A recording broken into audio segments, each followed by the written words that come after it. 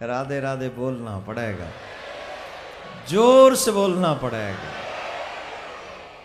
नहीं, आप सभी का स्वागत है और बड़ी संख्या में अगली बार पधारना तो पंडाल और भी बड़ा लगवाएंगे।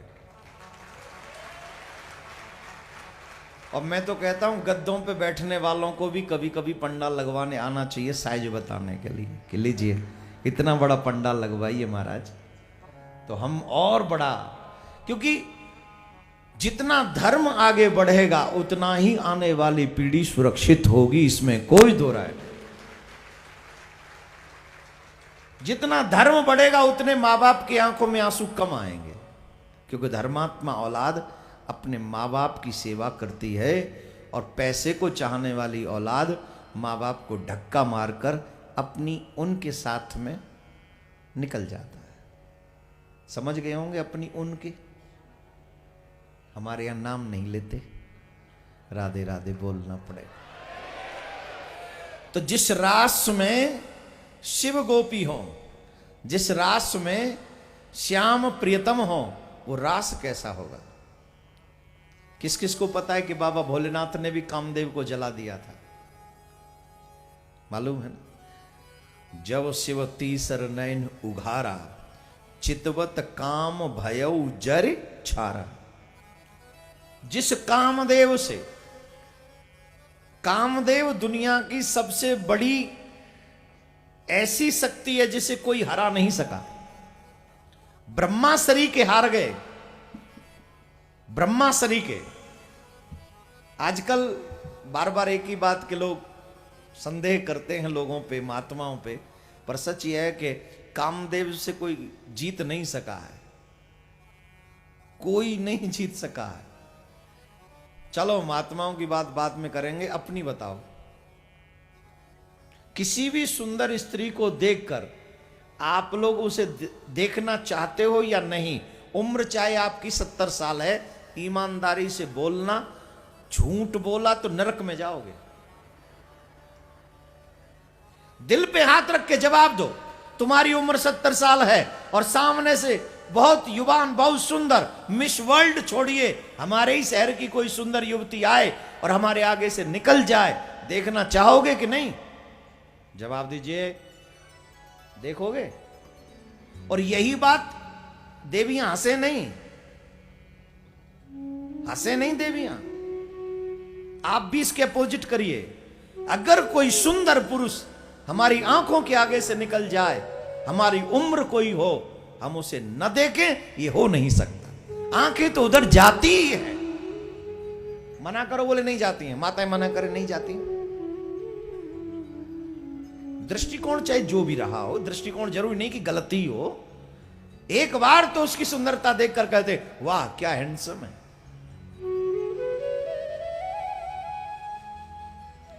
अब मुझे बोलना नहीं चाहिए, बड़ी टेंशन होती है आजकल बोलने में भी। एक माता जी आती हैं 60-65 साल की, आश्रम में यहां मिलने।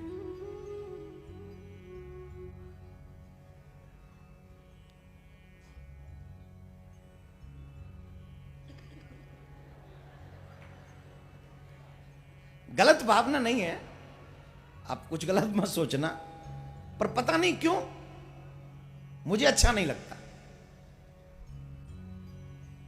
अब ये बात मैं कहीं बोल दूं तो कहेंगे ये जो भाव खा रहे हैं। भाव खाने वाली बात नहीं है, ये प्रकृति है, ये नेचर है।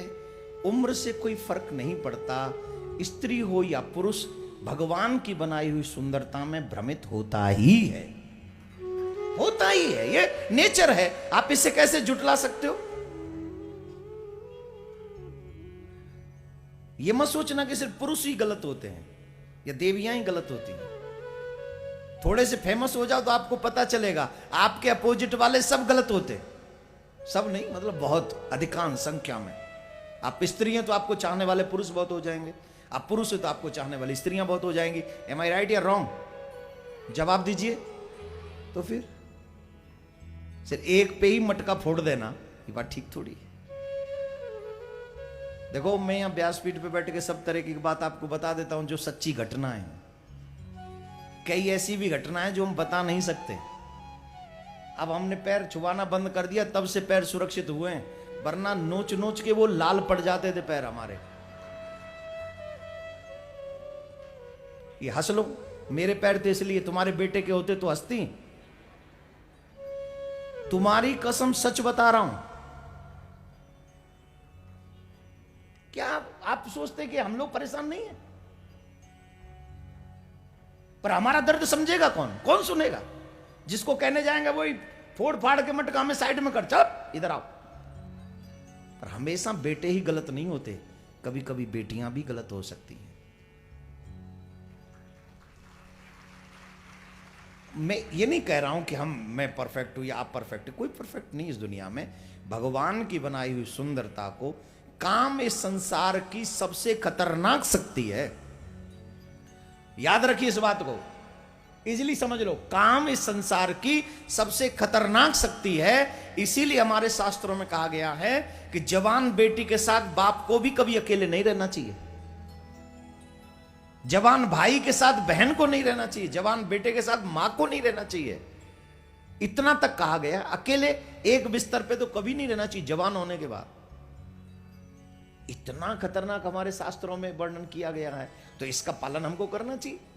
तो काम से कोई जीत नहीं सकता। हां, प्रभु कृपा कर दें तो इससे छुपा जा सकता है, थोड़ी देर के लिए दूर रहा जा सकता है। इंद्रियों को मारा नहीं जा सकता, समाप्त नहीं किया जा सकता, यही सच है।